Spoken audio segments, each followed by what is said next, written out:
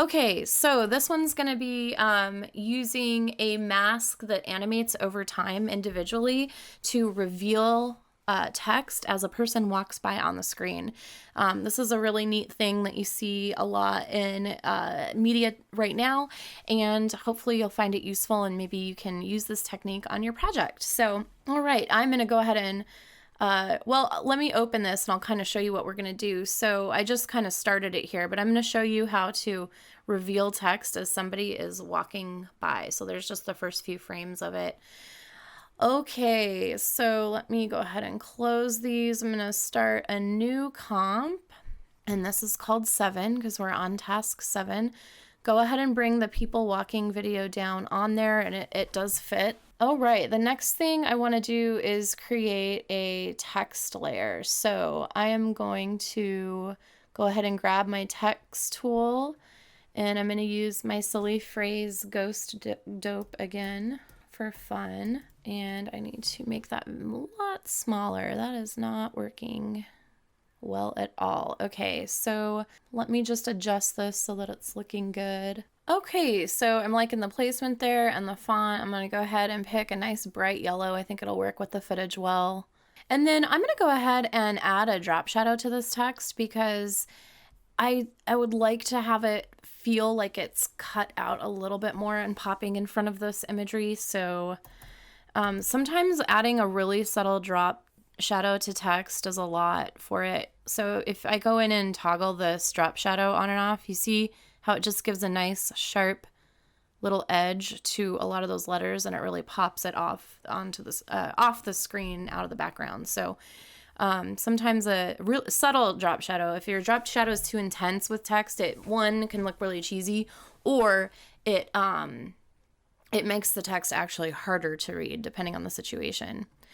Okay, so what we're going to do is go ahead and grab your pen tool, and we're going to make a shape around Ghost Dope in a particular way. So what I'm going to have to do is I'm going to animate this mask back as the individual walks across. And what I wanted to do is as her body walks across, I want her to reveal the text to the viewer. So I know I'm going to need more anchor points on this side, which can easily be added as needed as you go. So I'm going to go ahead and just do a big coverage. I'm going to back this out a little bit. Big coverage here. And then I'm going to click here with several anchor points so I have lots of options. You'll see why in just a second. So just kind of make a shape that's similar to what I've made here.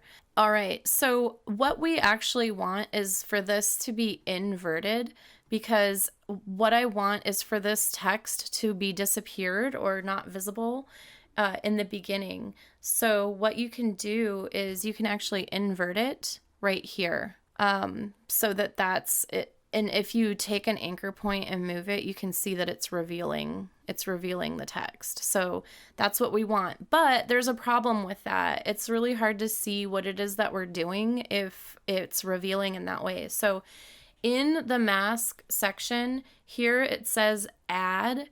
What you want to do is go ahead and just hit none for right now. And what that means is that you can work with the mask path and being able to see the text on both sides of the mask. So basically the mask isn't doing anything right now, and we'll add it back in there, but it's just easier to be able to see all the text while you're animating this path as the person walks by. Okay, so what I'm going to do here is I'm going to scrub forward to exactly when the text is going to start to be revealed, and that's right around this area, around this character's behind. And if we go forward one, that is the frame. That's the frame where the mask path needs to start being revealed. And the other problem that we have is that our anchor points have this very hard geometric edge to them, and I want these to be nice and rounded and organic looking to follow the shape of this person. So I'm going to go ahead and go over to my pen tool, convert vertex tool, and I'm just going to convert the ones that are inside this particular area. Just a reminder too, in After Effects, if you want to just scoot to a specific area, you can hold down your space bar, and you have your hand grab tool up here too, but hold down the space bar and you can move this around as needed so you can really see what you're doing. So I'm going to go ahead and convert those anchor points so that they're moving in a rounded sense. And then I'm going to go ahead and start moving those in place. This isn't the frame where we need to start revealing, but it is the frame before. So if I go ahead and go back to my selection tool, I can go in here and I can start to individually move these around, and I might find that I need to add in a few anchor points here. So let's see. Yeah, it looks like I'm definitely going to need to add some in. So go ahead and spend a minute here. If you need to add an anchor point in, you've got your add vertex tool here. I'm just going to go ahead and add one more, maybe two. No, that should be okay. All right, so I've got it kind of curved around the person's body. And so what I want to do now is just move forward one frame. I'm going to go ahead and open my timeline up rather large here so I can see what's going on. Actually move back. What we want to do is start having the After Effects map where this mask path is going. So I'm going to go ahead and toggle that animation on. So I'm going to toggle on the time clock for mask path. And then if we go forward one frame, what I can do here with your selection tool selected is come in. Oops, that's that situation where all of these are selected. If that's the case, just click inside of your path and you'll see that you've got that ability to individually animate all of your anchor paths. Anchors, my goodness, I cannot talk. Okay, and so what I'm going to do is actually zoom in even more to this because I really want to see what I'm doing. So I'm going to zoom in more and just drag it to the middle so I can really see what I'm doing. And so you can see that this is pretty time intensive. It takes some time. And so what I want you to do for this tutorial is I don't want you to worry about this being perfect. I just want you to understand how the technique works. So I'm going to go through and I'm going to animate this path, and I'm going to be fairly careful, but I'm not going to kill myself over it just since this is a tutorial. But I'm going to do as best as I can to be pretty perfect. But when you go through and animate your path, I don't want you spending a ton of time, okay? You can be fairly sloppy with it. I just want to see that you understand how the technique works.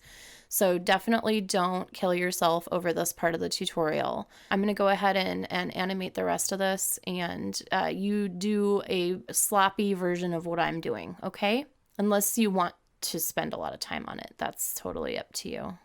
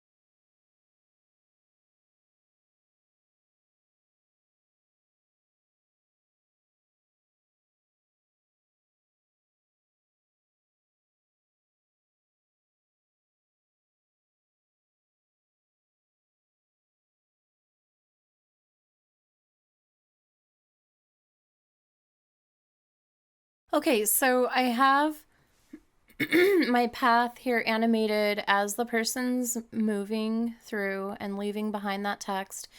And you can see how tedious this is. So if I back out, once you get to the frame where the person's off, you can just kind of like move your anchor points all to the side and just leave it be.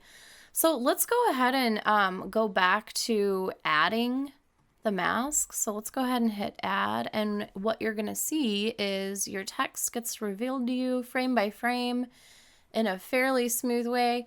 Now, hopefully you're understanding how laborious it is to do things with roto animation and or frame by frame anything, which we kind of learned a little bit in previous tutorials. But this is something that, there's a couple of tricks that the computers can do as long as the contrast is high enough. But so, this is still a job that has to be done by a human being. So it's very, very tedious, and you have to have patience for it. But I guarantee that if you can withstand that, there are going to be people that will pay you money to be able to do this stuff, because it's really tedious and at a high technical level. Okay.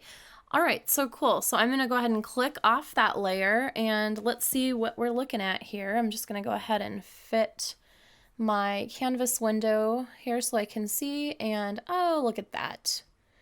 Yeah, you can kind of see there's some frames that I need to go back in and tweak, and yours does not have to look this good, you guys. Seriously, I just want to see that you were able to reveal the text over time. So, all right, let's go ahead and export whatever you came up with, and I'm going to export mine.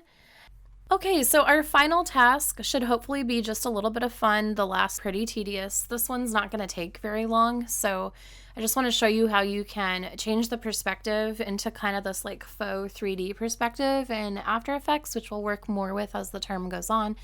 But this, I want to just show you how you can make text appear, that it's floating. I have this like little landscape video, and make it look like there's a drop shadow, because the sun's shining on it or whatever. So, okay, so let's go ahead and start a new composition. This is the last, number 9, hit OK. And we're gonna go ahead and bring down the drone landscape footage in here. Go ahead and scale that so that it's looking the way it needs to look. And what we're going to do is just do a text layer here. So I believe mine said Carmen rules, something like that. I can't remember. Anyways, go ahead and make this small. There we go.